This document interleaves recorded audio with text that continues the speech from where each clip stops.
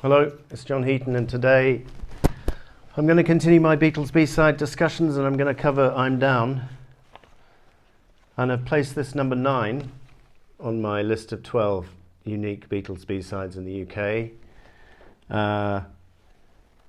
So fairly well down the list, but got some great things to say about it. The first thing to say is on Monday the 14th of June at Abbey Road Studios, Paul McCartney laid down no fewer than 3 tracks, one of them solo, 2 of them with help from his bandmates. Those 3 tracks were Yesterday, I'm Down, and I've Just Seen a Face, in that order.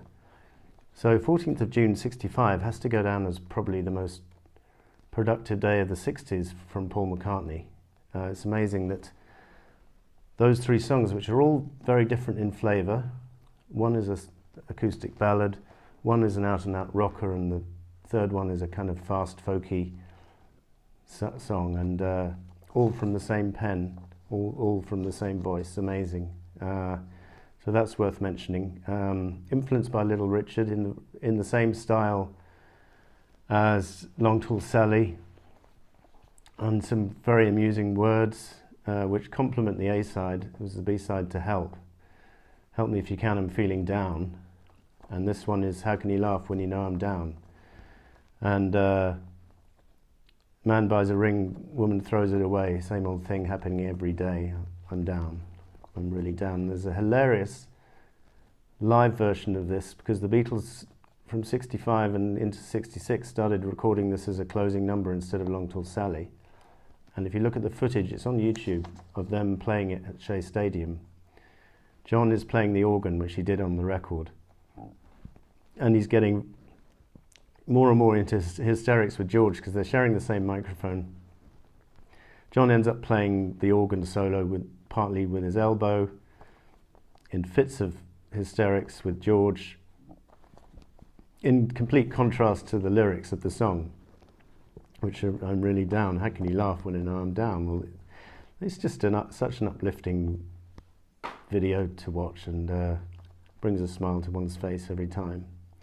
Released July 19th, 65. First appeared on an album in the US and the UK, Rock and Roll Music, 76 compilation. More recently been mopped up on Past Masters on the CDs. There's an interesting earlier take of it on Anthology 2. And interestingly, Paul McCartney played it at the concert for New York City shortly after 9/11.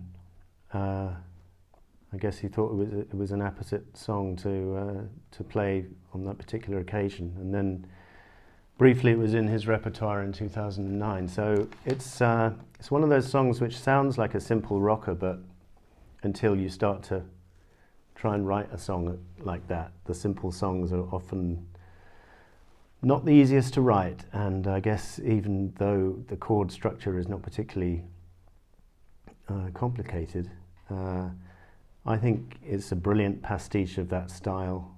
And as I say, I haven't tried, but I doubt if it's an easy thing to pull off. And Ian MacDonald maintains that the song was conceived mainly as a joke, but even if it was, it's an amusing B-side. And as I say, that A and B side, the songs complement each other perfectly. And another great Beatles song which got to number 1, of course. So thank you for watching. See you next time.